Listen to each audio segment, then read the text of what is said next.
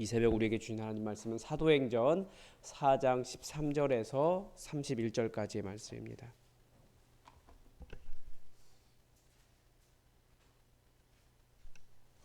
사도행전 4장 13절에서 31절까지 하나님의 말씀을 다 함께 받들어 읽겠습니다.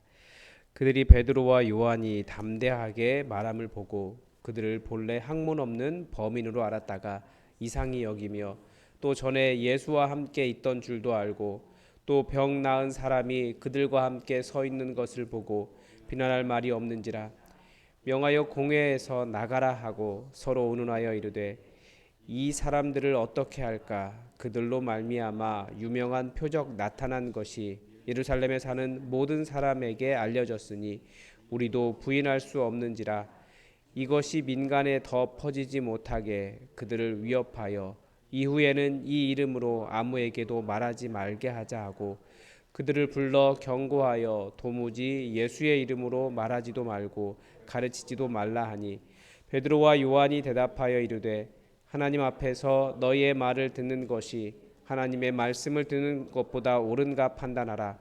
우리는 보고 들은 것을 말하지 아니할 수 없다 하니 관리들이 백성들 때문에 그들을 어떻게 처벌할지 못하고 다시 위협하여 놓아 주었으나 이는 모든 사람이 그 된 일을 보고 하나님께 영광을 돌림이라.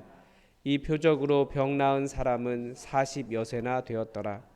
사도들이 노임에 그 동료에게 가서 제사장들과 장로들의 말을 다 알리니 그들이 듣고 한 마음으로 하나님께 소리를 높여 이르되 대주제여 천지와 바다와 그 가운데 만물을 지은 이시요 또 주의 종 우리 조상 다윗의 입을 통하여 성령으로 말씀하시기를 어찌하여 열방이 분노하며 족속들이 허사를 경영하였는고 세상의 군왕들이 나서며 관리들이 함께 모여 주와 그의 그리스도를 대적하도다 하신 이로소이다. 과연 헤롯과 본디오 등 이방인과 이스라엘 백성과 합세하여 하나님께서 기름 부으신 거룩한 종 예수를 거슬러 하나님의 권능과 뜻대로 이루려고 예정하신 그것을 행하려고 이 성에 모였나이다.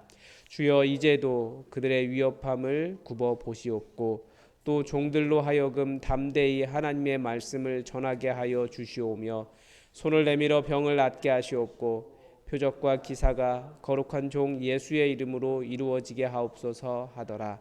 빌기를 다음에 모인 곳이 진동하더니 무리가 다 성령이 충만하여 담대히 하나님의 말씀을 전하니라. 아멘. 어제 본문을 통해서 베드로와 요한이 공회 앞에서 담대하게 예수 그리스도가 누구신가? 그들은 베드로와 요한에게 너희가 무슨 권세로 이렇게 하였느냐라고 물었는데 베드로는 그러면 너희는 무슨 권세로 살겠느냐 이렇게 질문을 바꾸면서 정말 우리가 무엇 때문에 사는가? 그 삶을 위해서 어떻게 행해야 되는가? 베드로가 잘 가르쳐 주었습니다. 오늘은 세상에는 예수님을 대적하는 세력들이 정말 많다라는 것을 보여줍니다. 아주 많습니다. 하나님을 대적하는 세력들은 단순히 입으로만 대적하는 것이 아닙니다.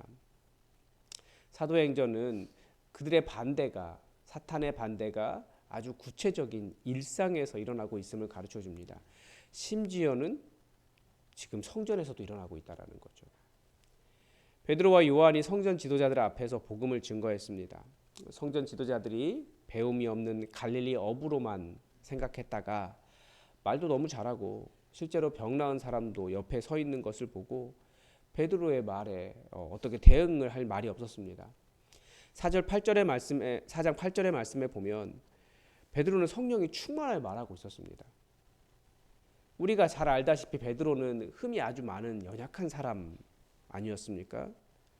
그러나 예수 그리스도를 증언하는 일에는 부족함이 없었습니다. 우리 시대의 기준으로 보면 지도자가 될 수 없는 사람이었지만 우리 주님을 증언하는 일에는 그 누구보다도 최고였습니다.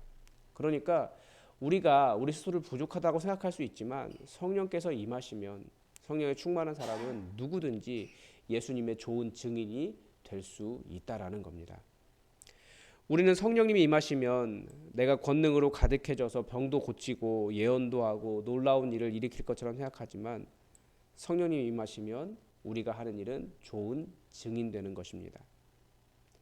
성령님께서 오셔서 하시는 일이 증인의 말을 하게 하시는 일이었습니다. 성령께서 임하셨을 때에 제자들이 외국어로 하나님의 큰 일을 말하기 시작했고 배움이 없는 베드로가 예수님 안에 죽은 자의 부활이 있다는 것을 말하게 되었습니다. 그러니까 성령님이 임하셨다는 것을 어떻게 알 수 있습니까? 그 사람의 말이 변한 것을 보면 알 수 있어요. 그 사람의 말이 이제 예수 그리스도를 말하기 시작할 때 성령님이 임한 것이라는 거죠. 그래서 복음을 대적하는 사람들이 하는 일은 말하지 못하게 하는 것입니다. 17절에 보면 성전 지도자들이 계획한 것은 민간에 더 퍼지지 못하게 그들을 위협하고 그 이후에는 이 이름으로 아무에게도 말하지 못하게 하자 논의를 하고 베드로와 요한을 불러서 경고를 했습니다. 도무지 예수의 이름으로 말하지 말고 가르치지도 말라라고 했습니다. 말하지 못하게 하는 거죠. 그런데 베드로와 요한의 원칙은 분명했습니다. 하나님 앞에서 너희의 말을 듣는 것이 하나님의 말씀을 듣는 것보다 옳은가 판단하라. 우리는 보고 들은 것을 말하지 아니할 수 없다. 이것이 우리의 원칙입니다. 그러려면 우리가 예수 그리스도의 말을 하려면 어떻게 해야겠습니까? 우리가 보고 듣고 생각하고 하는 것이 예수 그리스도의 일이 되지 않으면 우리는 내가 본 것, 내가 들은 것 말하게 되는 거예요. 내 경험 이야기하는 거고. 그러니까 우리는 어떻게든지 예수님 열심히 만나야 되죠. 말씀도 보고 기도도 열심히 하고 예배도 드리면서 내 삶의 중심이 내 손이 항상 예수님께 뻗어 있어야 예수님 만날 수 있지 않겠습니까? 예수님 만난 사람이 예수님을 보고 들은 사람이 결국 예수님의 말을 하는 겁니다. 이 사도들이 이 일을 시편 2편의 말씀을 해석을 합니다. 시편 2편은 이렇게 시작합니다. 어찌하여 이방 나라들이 분노하며 민족들이 헛된 일을 꾸미는가? 세상의 군왕들이 나서며 관원들이 서로 꾀하여 여호와와 그의 기름 부음 받은 자를 대적하며 이렇게 되어 있습니다. 사도행전과 이 시편의 내용이 살짝 다른 이유는 사도들이 본 성경이 당시 공용어였던 헬라어로 된 성경이었고 지금 우리가 가진 성경은 히브리어를 대본으로 한 성경이기 때문에 차이가 있습니다. 이게 그 종교개혁 이후부터 갈라졌거든요. 그 전까지 교회는 헬라어 성경을 썼습니다. 지금 우리가 가진 성경은 히브리어를 대본으로 가지고 있습니다. 그러니까 구약 성경은 히브리어, 신약은 여전히 헬라어인 거죠. 당시에 하나님의 이름을 함부로 부르지 않았기 때문에 헬라어 성경은 하나님의 이름을 주님이라고 하는 단어로 대체했습니다. 한번 생각해 볼 필요는 있어요. 우리가 너무나 우리 하나님의 이름을 분명히 함부로 부르지 말라고 했는데 물론 이제 다른 의미도 있지만 그런데 우리가 그 이름을 우리가 그렇잖아요. 우리나라에서는 요즘은 대통령 이름도 함부로 부르지 않잖아요. 아닌가요? 어르신들 자기 아버지 이름도 함부로 막 부르지 않아요. 그런데 우리는 우리 하나님 이름을 막 불러요. 그래서 제가 학자라고 막 불렀는데 회개하게 됐어요. 그게 아니구나. 우리가 어르신 이름 그렇게 함부로 부르지 않는데 우리 하나님의 이름을 너무 함부로 불렀구나. 그래서 주님이라고 불러도 그리고 물론 너무나 그렇게 부르다가 이스라엘은 그 이름을 잃어버렸지만 최소한 이때까지는 하나님의 이름을 그렇게 함부로 부르지 않았다라는 거죠. 그런데 이방 나라들이 민족들이 세상의 군왕들이 관원들이 힘이 있다는 모든 사람들은 우리 하나님과 그의 보내신 사람을 대적합니다. 이 말씀에 따르면 당시에 헤롯과 본디오 빌라도가 이방 나라고 세상의 군왕이고 관원이었습니다. 나아가 힘이 있다는 이스라엘 사람들조차도 하나님께서 기름 부으신 거룩한 종, 그러니까 메시아 예수님을 대적했습니다. 그들이 하나님과 예수님을 대적하려고 실제로 사도들을 위협하고 협박했습니다. 나중에는 죽이기도 하잖아요. 복음을 대적하는 사람들의 위협은 절대 피상적이지 않고 아주 실제적입니다.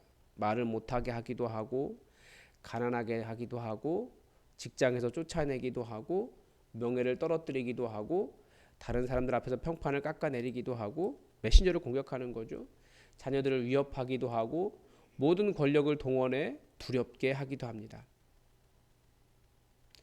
전 28절을 보면서 아주 재밌다라고 생각을 했는데 그들이 다 하나님 편에 서 있다고 예루살렘에 모였다라는 거예요. 하룻밤새. 사도들은 그들이 하나님과 대적하여 예루살렘에 모였더라. 반대로 보고 있는 겁니다.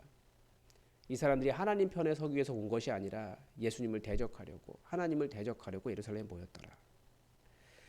즉 하나님의 이름으로 모여서 더 하나님을 대적하는 모순이 발생한다는 겁니다. 그래서 어제도 말씀드렸지만 계속 사탄이 어디에서 역사하느냐, 종교 그 역사가들은 계속해서 사탄은 교회 안에서 역사해 온 거 아니냐 이렇게 보고 있는 겁니다. 하나님의 대적들이 강성할 수 있는 이유는 이 동조하는 사람들이 또 그렇게 많은 거예요. 이때도 증인이 할 수 있는 일이 무엇이겠습니까? 사도들은 어떻게 하고 있습니까?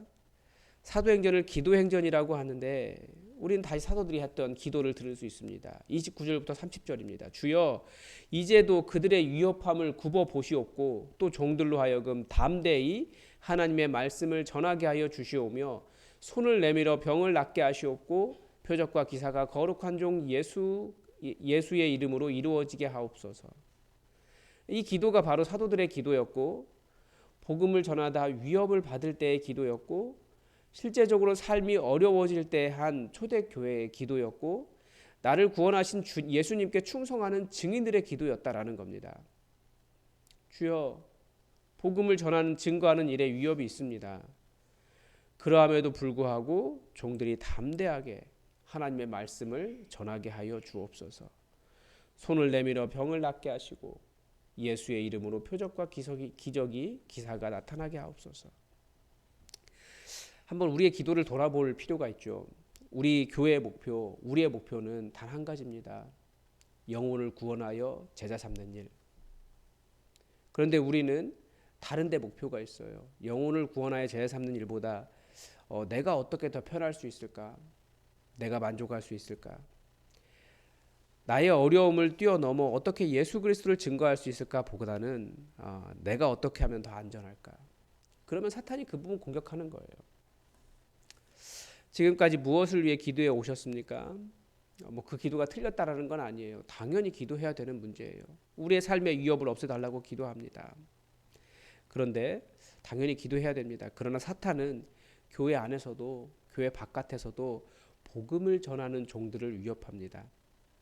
복음 위에 서려고 할수록 더 강하게 위협할 것입니다. 이미 시편의 예언을 통해 하나님을 대적하는 세력들이 있다고, 그것도 가득하다고 가르쳐주고 있지 않습니까? 그런데 시편 2편에서는 그것만 말하고 있지 않아요. 하나님께서 그들을 비웃으신다 이렇게 되어 있습니다. 그리고 그들을 철장으로 깨뜨림같이 질그릇을 깨뜨림같이 다 부숴버리겠다라고 하셨습니다. 그래서 이 성전 지도자들이 어떻게 됩니까? 몇십 년 지나면 얼마 지나지 않아서 성전이 완전히 무너져 버립니다.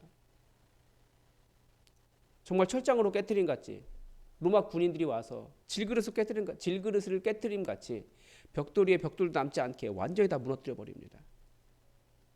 하나님이 깨신 거죠. 우리는 이 사도들의 기도를 기억하고 반복하면서 더욱 담대하게 예수 그리스도의 증인의 삶을 살아갈 수 있기를 바랍니다. 사탄은 증인되는 일보다 다른 일을 더 잘해야 된다고 말합니다. 아닙니다. 우리는 다 못해도 못할 수 있어요. 베드로 보면 다 못했어요. 그러나 복음을 증거하는 일에는, 복음의 증인되는 일에는 최고였습니다. 그래서 우리가 다른 거 못할 수 있지만 복음을 증언하는 일에는 항상 최고의 사람이 되었으면 좋겠습니다. 오늘도 하나님의 뜻이 우리에게 이루어지기를 주기도문으로 기도하겠습니다. 하늘에 계신 우리 아버지, 아버지의 이름을 거룩하게 하시며 아버지의 나라가 오게 하시며 아버지의 뜻이 하늘에서와 같이 땅에서도 이루어지게 하소서. 오늘 우리에게 일용할 양식을 주시고 우리가 우리에게 잘못한 사람을 용서하여 준 것 같이 우리 죄를 용서하여 주시고 우리를 시험에 빠지지 않게 하시고 악에서 구하소서. 아버지의 것입니다. 아멘. 여러분 오늘 수요 기도회가 있습니다. 수요 기도회를 위해서도 기도해 주시고 우리 환우들을 위해서 기도해 주시고 특별히 기도하면서 하나님의 일을 감당하는 주님의 종들이 있습니다. 그 기도에 하나님께서 응답해 달라고 함께 기도해 주시기 바랍니다. 우리 다 함께 기도하겠습니다.